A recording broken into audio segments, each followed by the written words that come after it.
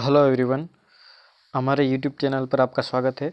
Friends, आज हम भारत निर्वाचन आयोग के बारे में देखेंगे और किस तरह से देखेंगे। हम एमसीक्यू बेस्ड क्वेश्चन देखेंगे। फ्रेंड्स, एमपीपीएससी के प्रीलिम्स के सिलेबस में यूनिट 10 में, ठीक है, एमपीपीएससी के प्रीलिम्स के सिलेबस के यूनिट 10 में विभिन्न आयोग दिए हुए हैं। तो पहला आयोग कौन सा है? हमारा भारत निर्वाचन आयोग है, ठीक है।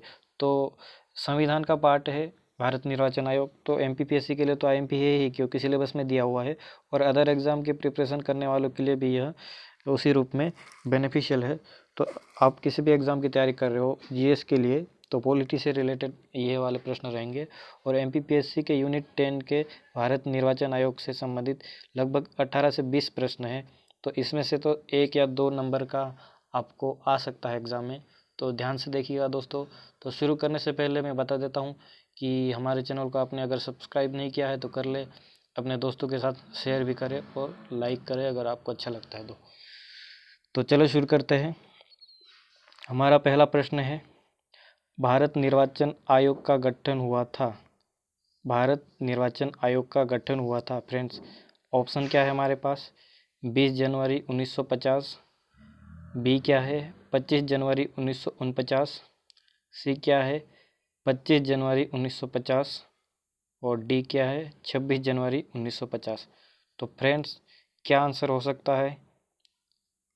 फ्रेंड्स, इसका राइट आंसर है सी, ठीक है। इसका राइट आंसर है सी, 25 जनवरी 1950। 25 जनवरी 1950 को भारत निर्वाचन आयोग का गठन हुआ था। तो यह है हमारा राइट आंसर। फिर हम अगले प्रश्न की ओर बढ़ेंगे। हमारा अगला प्रश्न है, प्रतिवर्ष इस दिन को मतदाता दिवस मनाया जाता है, ठीक है। प्रतिवर्ष इस दिन को मतदाता दिवस मनाया जाता है, यानी ईच ईयर इस दिन को क्या वोटर्स डे या फिर मतदाता दिवस मनाया जाता है। ऑप्शंस क्या है फ्रेंड्स हमारे पास? ए है 25 जनवरी, बी है 26 जनवरी, सी है 25 फरवरी, डी है 26 फरवरी। तो फ्रेंड्स, इसका क्या राइट आंसर हो सकता है?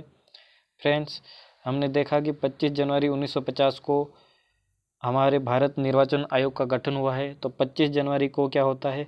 मतदाता दिवस मनाया जाता है, ठीक है। वोटर्स डे कब मनाया जाता है? 25 जनवरी को भारत में मनाया जाता है, 26 जनवरी के दिन के पहले, ठीक है। 26 जनवरी को हमारा रिपब्लिक डे यानी गणतंत्र दिवस होता है।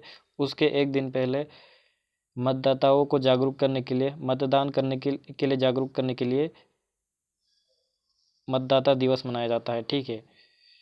फिर हम फ्रेंड्स अगले प्रश्न की ओर बढ़ते हैं। हमारा यह वाला प्रश्न क्या है? भारत निर्वाचन आयोग एक निकाय है, ठीक है। इंडियन इलेक्शन कमीशन यानी भारत निर्वाचन आयोग एक निकाय है। किस तरह का एक निकाय या बॉडी है? ऑप्शंस क्या है फ्रेंड्स हमारे पास? वैधानिक, ठीक है, वैधानिक या लीगल, सांविधिक, ठीक है, सांविधिक या स्टेचुटरी, कार्यकारी, ठीक है, कार्यकारी या फिर एग्जीक्यूटिव, संवैधानिक या कॉन्स्टिट्यूशनल। क्या है ऑप्शंस फ्रेंड हमारे पास? वैधानिक है या सांविधिक है, कार्यकारी है या संवैधानिक है। तो फ्रेंड्स, भारत निर्वाचन आयोग कैसा एक निकाय है, कैसा एक बॉडी है? एक संवैधानिक बॉडी है, ठीक है, संवैधानिक निकाय है, क्योंकि इसका स्पष्ट रूप से भारत के संविधान में वर्णन किया गया है, ठीक है। इसका एक्सप्लेनेशन यानी इसे संविधान में शामिल किया गया है। तो जो भी चीज़ें संविधान में शामिल की गई है, तो वह निकाय, वह आयोग क्या कहलाएगा? संवैधानिक, ठीक है, संवैधानिक संस्था है भारत निर्वाचन आयोग। जिस तरह से यूपीएससी है, यूनियन पब्लिक सर्विस कमीशन, संघ लोक सेवा आयोग, उसी तरीके से भारत निर्वाचन आयोग भी एक संवैधानिक संस्था है। तो डी राइट आंसर आएगा दोस्तों। फिर हम अगले प्रश्न की ओर बढ़ते हैं। हमारा अगला प्रश्न क्या है? भारत निर्वाचन आयोग के अध्यक्ष एवं सदस्यों की नियुक्ति निम्नलिखित में से कौन करता है? क्या है फ्रेंड्स? प्रश्न एक बार और दोहरा लेते हैं। भारत निर्वाचन आयोग के अध्यक्ष एवं सदस्यों की नियुक्ति निम्नलिखित में से कौन करता है? ऑप्शन क्या है फ्रेंड्स हमारे पास? पहला है ए राज्यपाल, दूसरा है बी केंद्र सरकार, तीसरा है सी उच्चतम न्यायालय या सुप्रीम कोर्ट, डी है राष्ट्रपति। फ्रेंड्स, क्या राइट आंसर हो सकता है? इलेक्शन कमीशन ऑफ इंडिया के जो अध्यक्ष है और उसके सदस्यों की नियुक्ति कौन करता है? तो इसका राइट आंसर है फ्रेंड राष्ट्रपति। ठीक है। The president of India appoints to whom the chief election commissioner of India and other member means election commissioner. तो भारत निर्वाचन आयोग के अध्यक्ष और सदस्यों की नियुक्ति कौन करता है? राष्ट्रपति करता है, प्रेसिडेंट ऑफ इंडिया करता है। अगले प्रश्न की ओर जाते हैं फ्रेंड्स। हमारा अगला प्रश्न है, निम्नलिखित कथनों पर विचार कीजिए। ठीक है, निम्न कथनों पर विचार करते हैं। क्या है पहला कथन? भारत निर्वाचन आयोग एक अध्यक्ष एवं 5 सदस्यीय आयोग है। ठीक है, पहला कथन यह है। दूसरा कथन क्या है? भारत निर्वाचन आयोग के सदस्यों की संख्या में परिवर्तन कभी नहीं किया गया है। क्या है फ्रेंड्स? भारत निर्वाचन आयोग के सदस्यों की संख्या में परिवर्तन कभी नहीं किया गया है। क्या है ऑप्शंस हमारे पास? केवल एक, बी क्या है? केवल 2, सी क्या है? दो, एक और दो दोनों, और डी क्या है? न तो एक और न ही दो। फ्रेंड्स, क्या राइट आंसर हो सकता है? पहला कथन क्या कह रहा है? भारत निर्वाचन आयोग एक अध्यक्ष एवं 5 सदस्यीय आयोग है। लेकिन दोस्तों, भारत का जो निर्वाचन आयोग है, एक इसका अध्यक्ष होता है प्लस 2 इसके सदस्य होते हैं। ठीक है, 2 इसके सदस्य होते हैं, तब यह कितने सदस्य आयोग हुआ? 3 सदस्य आयोग हो गया। ठीक है, तो पहला कथन हमारा रॉन्ग हो जाएगा। देन दूसरा क्या है? भारत निर्वाचन आयोग सदस्यों की संख्या में परिवर्तन कभी नहीं किया गया। तो दोस्तों, इलेक्शन कमीशन ऑफ इंडिया की स्थापना के समय 3 सदस्य थे। ठीक है, 3 सदस्य आयोग था। देन 1989 में 1900, इस तरह से मैं ड्रॉ कर रहा हूँ, थोड़ा ये कठिनाई से आपको दिखेगा, बट 1989 में कह रहा हूँ। 1989 तक 3 सदस्यीय आयोग था इलेक्शन कमीशन। ठीक है, भारत का जो निर्वाचन आयोग है 3 सदस्य था। देन 1990 में इसे क्या किया गया? 1 सदस्य किया गया। ठीक है, 1 सदस्य किया गया 1990 में।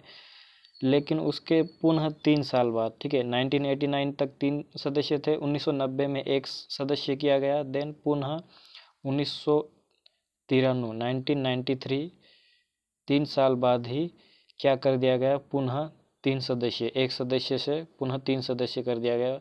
और वर्तमान तक इसकी संख्या यथावत है, एज इट इज़ है। 3 सदस्य आयोग है भारत का निर्वाचन आयोग। तो फ्रेंड्स, तो हमारा दूसरा कथन भी हमारा रॉन्ग हो जाएगा। पहला वाला एक अध्यक्ष 5 सदस्य बोल रहा है, तो हमारे 6 सदस्य आयोग हो जाता, लेकिन यह भी रॉन्ग है, 3 सदस्य आयोग है। तो परिवर्तन किया गया है, यहाँ नहीं किया गया है बता रहा है। तो राइट आंसर है डी। ठीक है, राइट आंसर हमारा क्या है? D. D is right answer. न तो एक न ही दो जो कथन है राइट है, तो डी है हमारा राइट आंसर। फिर दोस्तों, हम अगले प्रश्न की ओर बढ़ते हैं। हमारा अगला प्रश्न क्या है? हमारा यह वाला प्रश्न है, आयोग के अध्यक्ष और सदस्यों का कार्यकाल 6 वर्ष या 65 वर्ष पूर्ण होने तक है।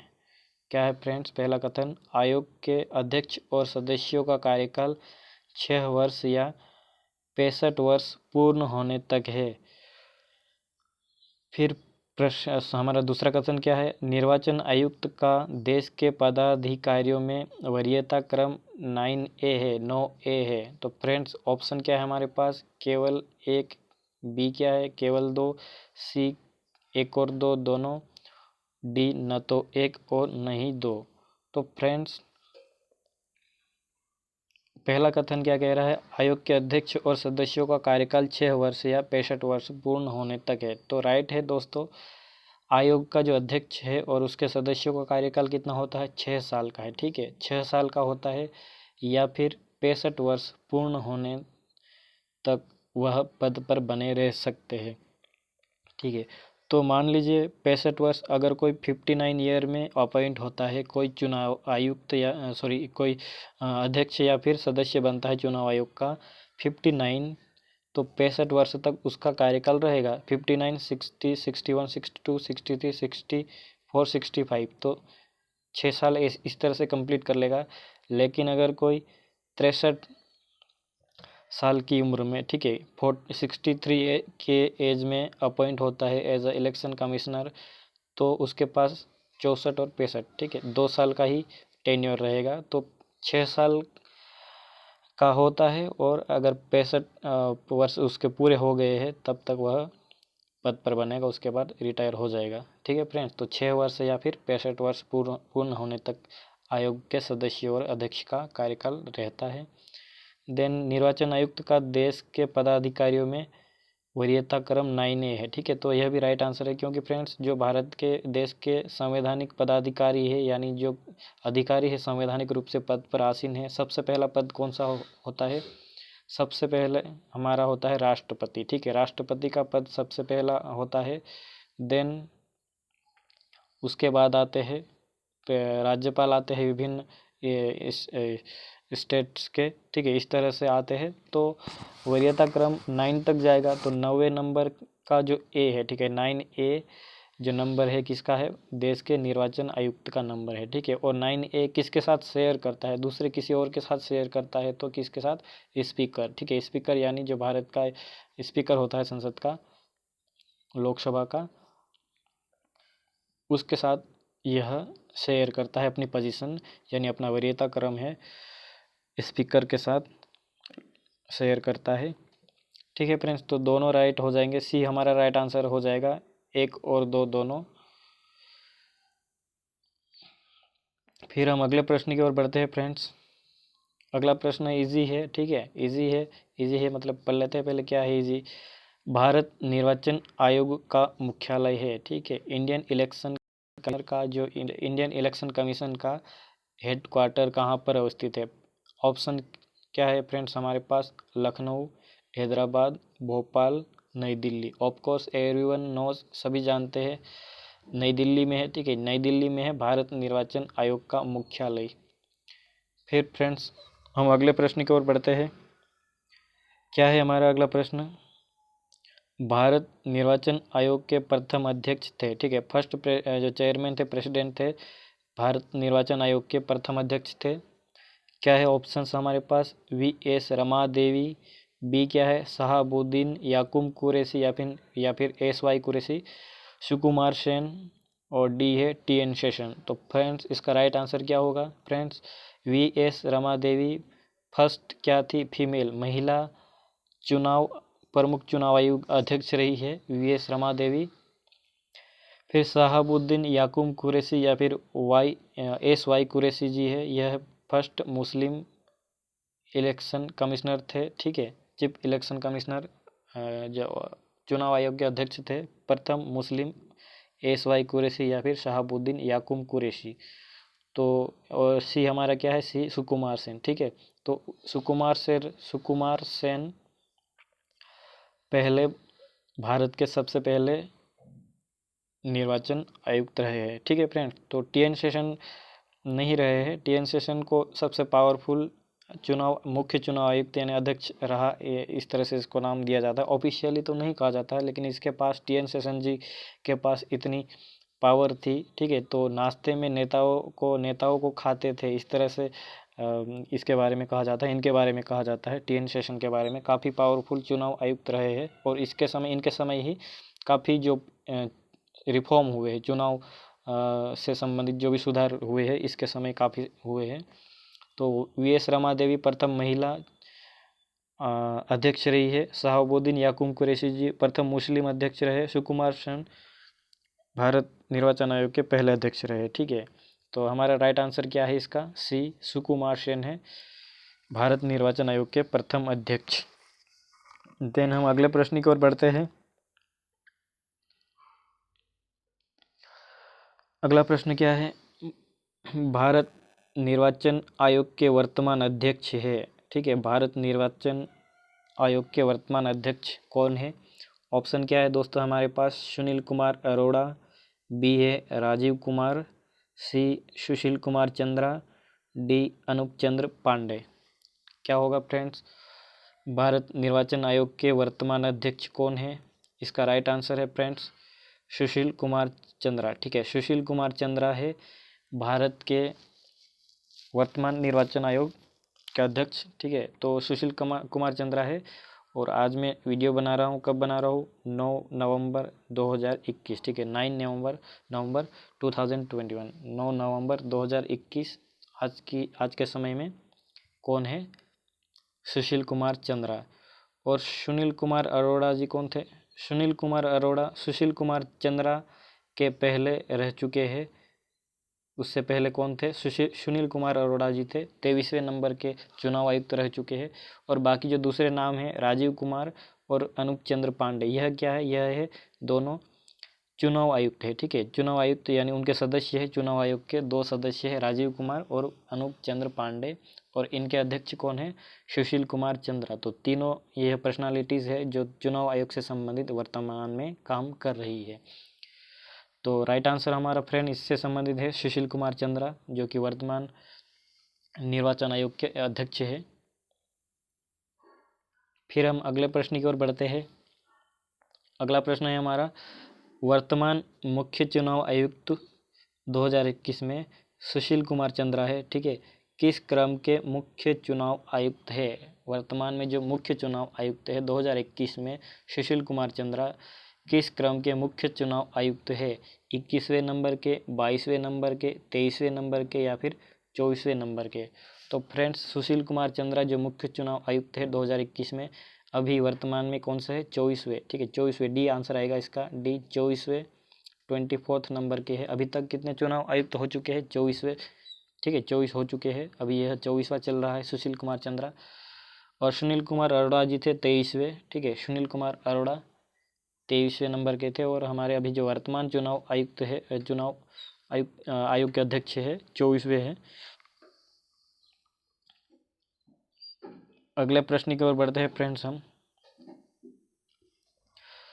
मुख्य चुनाव आयुक्त का वेतन है, ठीक है फ्रेंड्स। इस तरह के प्रश्न तो नहीं पूछे जाते हैं, बट जानने में क्या है, बारीकी से देख लिया जाए तो चुनाव आयोग से संबंधित 1 या 2 प्रश्न इस वीडियो से भी आ सकते हैं अगर पूछा जाए तब, ठीक है। तो मुख्य चुनाव आयुक्त का वेतन है, क्या है, ऑप्शंस 2.50 लाख, 2.5 लाख, 1.50 लाख, 1.5 लाख, ठीक है, 3 लाख, 2 लाख, 2 लाख, ठीक है फ्रेंड्स। तो क्या राइट आंसर है इसका, 2.5 लाख, ठीक है, सॉरी 2 में बोल रहा था। इसका वेतन कितना है मुख्य चुनाव आयुक्त का, 2.5 लाख, ठीक है, 2.5 लाख है, 2.50, 2.5 लाख रुपये उसका वेतन है मुख्य चुनाव आयुक्त का।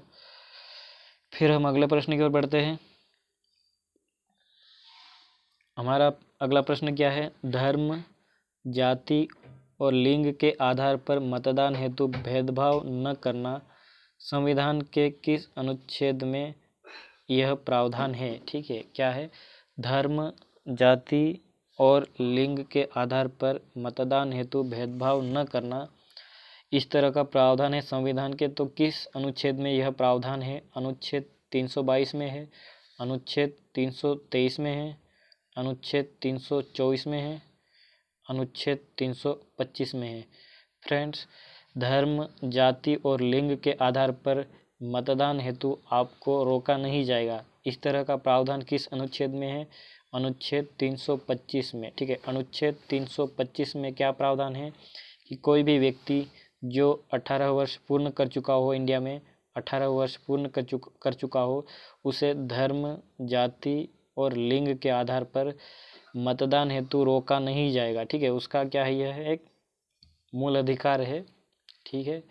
तो अनुच्छेद 325 में इस तरह का प्रावधान है। अगला प्रश्न क्या है, भारत निर्वाचन आयोग की स्थापना का प्रावधान इस अनुच्छेद में है, क्या है प्रश्न दोस्तों, भारत निर्वाचन आयोग की स्थापना का प्रावधान इस अनुच्छेद में निहित है। ऑप्शंस क्या है फ्रेंड्स हमारे पास, 321वें अनुच्छेद में, बी है अनुच्छेद 322, सी है अनुच्छेद 323 और डी है अनुच्छेद 324। फ्रेंड्स, भारत में इलेक्शन कमीशन की स्थापना से संबंधित जो अनुच्छेद है संविधान का, तो कौन सा है, उस अनुच्छेद 324, ठीक है। पिछले वाले प्रश्न में हमने देखा अनुच्छेद 325, इसमें 25 जिसमें धर्म, जाति और लिंग के आधार पर आपको मतदान में भेदभाव नहीं किया जाएगा। उसी तरह 324वें उससे पहले वाले 325 से 324वें वाले अनुच्छेद में क्या है, भारत निर्वाचन आयोग की स्थापना का प्रावधान। इस प्रश्न को वैसे पहले नंबर पर इससे पहले होना चाहिए था, बट पीछे हो गया। ठीक है दोस्तों, तो 324वें अनुच्छेद में है भारत निर्वाचन आयोग की स्थापना का प्रावधान। फिर हम अगले प्रश्न की ओर बढ़ते हैं। क्या है अगला प्रश्न? मतदान करने की न्यूनतम आयु 21 से घटाकर 18 वर्ष इस संविधान संशोधन के तहत की गई थी। ठीक है फ्रेंड्स, तो मतदान करने की पहले आयु कितनी थी मूल संविधान में? 21 वर्ष। ठीक है, तो 21 से घटाकर 18 वर्ष कर दी गई थी। तो कौन से संविधान संशोधन में की गई थी? ऑप्शन क्या है दोस्तों? 61वां संविधान संशोधन 1989, 62वां संविधान संशोधन 1989, 63वां संविधान संशोधन 1989, डी है 64वां संविधान संशोधन 1989। तो फ्रेंड्स, इसका राइट आंसर है पहला ए राइट आंसर है 61वां संविधान संशोधन, कॉन्स्टिट्यूशनल अमेंडमेंट 1989। ठीक है, तो 1989 में 61वां संविधान संशोधन हुआ। ठीक है, 61वां संविधान संशोधन, उसमें क्या किया गया? जो मतदान करने की आयु है 21 है। ठीक है, बालक बालिका यानी महिला पुरुष दोनों की 21 से घटाकर कितना कर दिया गया?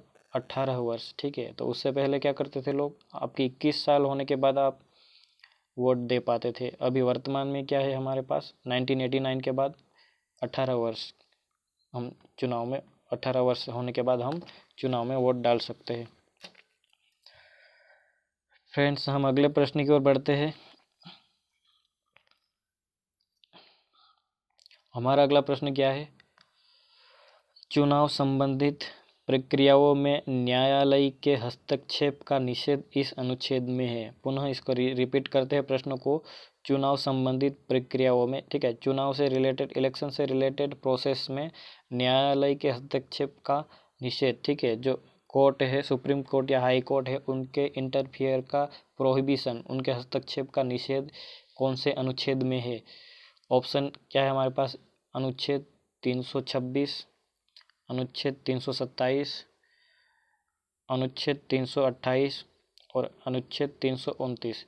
फ्रेंड्स, इसका राइट आंसर है अनुच्छेद 329 में। ठीक है, अनुच्छेद 329 में 329 वाले अनुच्छेद में क्या प्रावधान है कि चुनाव संबंधित जो भी प्रोसेस है उसमें न्यायालय हस्तक्षेप नहीं करेगा। ठीक है, तो उसके संबंध में जो विवाद उत्पन्न होंगे उसको हल कौन करेगा? ठीक है, तो कौन कार्रवाई करेगा? तो उसके लिए इलेक्शन कमीशन होता है। ठीक है, इलेक्शन होने पर इलेक्शन कमीशन के हाथ में सभी तरीके की पावर आ जाती है। ठीक है, सभी तरीके की पावर आ जाती है इलेक्शन से संबंधित। ठीक है, तो चुनाव से संबंधित जो भी प्रक्रिया है उनसे संबंधित जो भी शक्तियाँ हासिल किसे होती है? चुनाव आयोग को हो जाती है, और न्यायालय यानी कोर्ट उसमें इंटरफियर नहीं करेगा।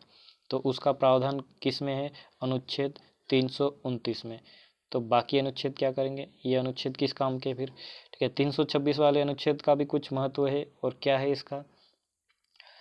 326 वाले अनुच्छेद में 18 वर्ष, ठीक है, 18 वर्ष हमने देखा मतदान करने की जो आयु है वयस्क मताधिकार कहते हैं, इसका प्रावधान है अनुच्छेद 326 में।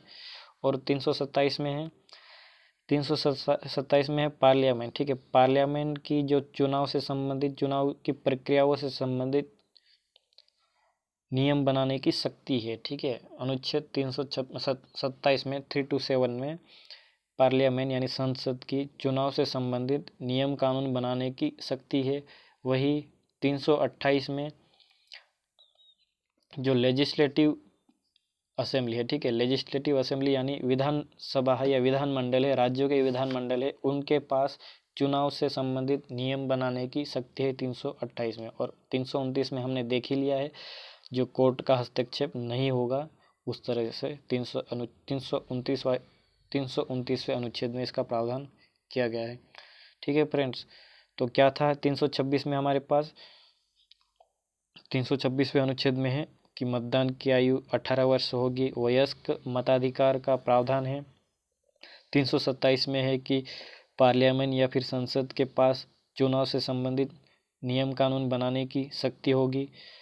और अनुच्छेद 328 में है जो विधानमंडल है राज्यों के, उनके पास चुनाव से संबंधित नियम कानून बनाने की शक्ति है। और अनुच्छेद 329 में है न्यायालय के हस्तक्षेप का निषेध, किसमें? चुनाव संबंधित प्रक्रियाओं में।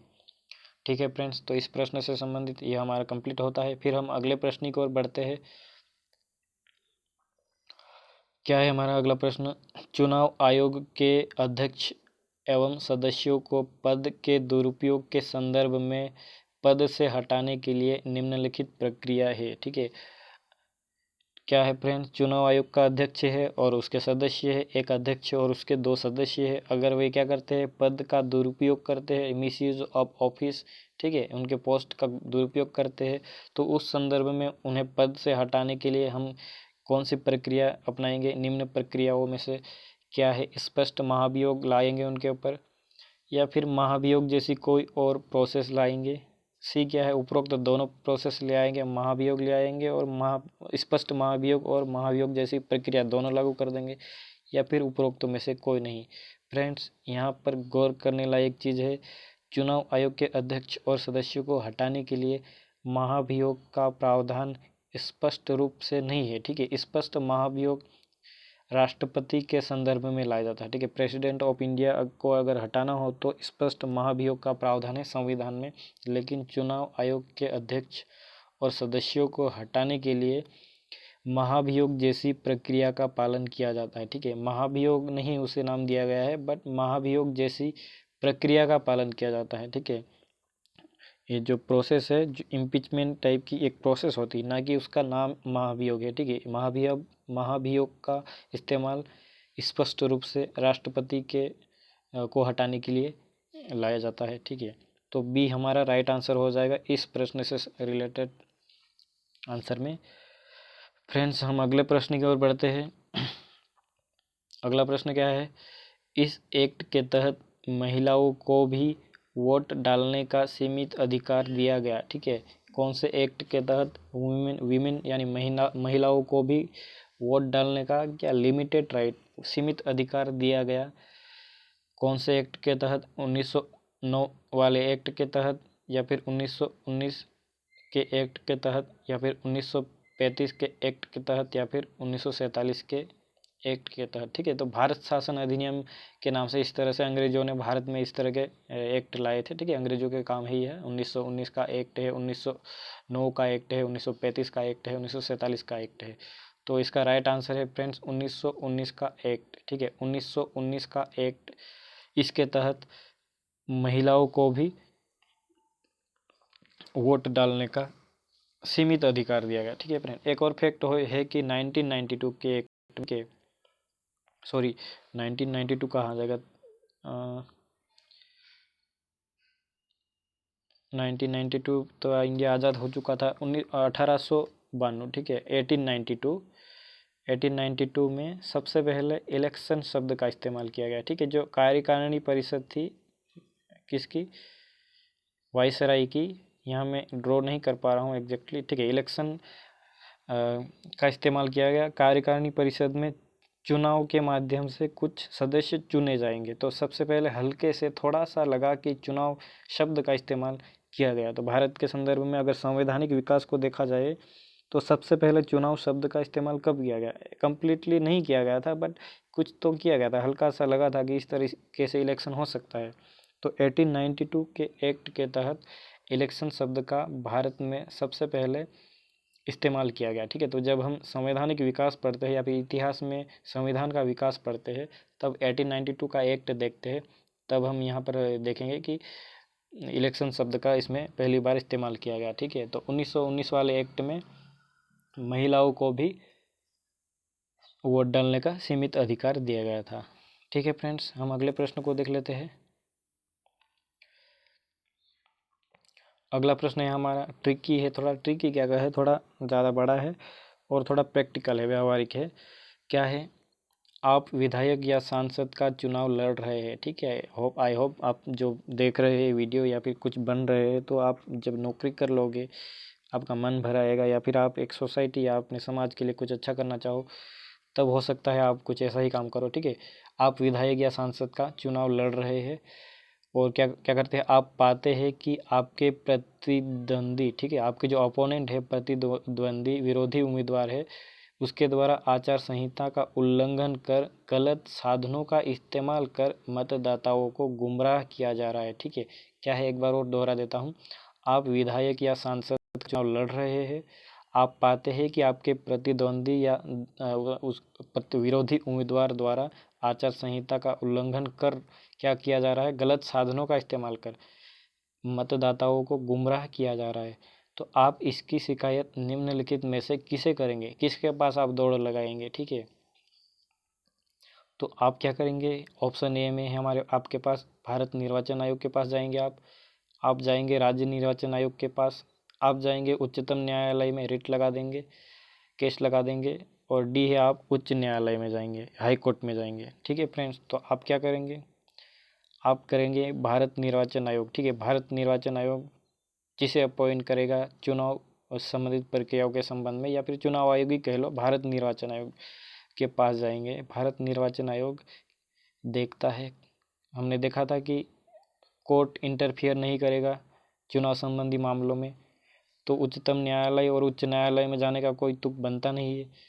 और अगर आप विधायक और सांसद का चुनाव लड़ते हैं तो किसके अंडर में आप लड़ते हैं, उसकी प्रोसेस कौन देखता है, भारत निर्वाचन आयोग। ठीक है, तो भारत निर्वाचन आयोग के पास आप जाएंगे, वह आपकी शिकायत का निराकरण करेंगे, एक्शन लेगा। अगर वह साक्ष्य देखेगा, ठीक है, आपको साक्ष्य देना होगा कि आपके अपोनेंट, आपके विरोधी ने ऐसा काम किया है, तो उस तरह से वह कार्यवाही करेगा। राज्य निर्वाचन आयोग के संदर्भ में क्या है फैक्ट कि राज्य निर्वाचन आयोग जो पंचायत के चुनाव है, ठीक है, पंचायत के इलेक्शन है और म्यूनिसिपल कॉरपोरेशन नगर निगम के चुनाव है, नगर निगम के चुनाव है,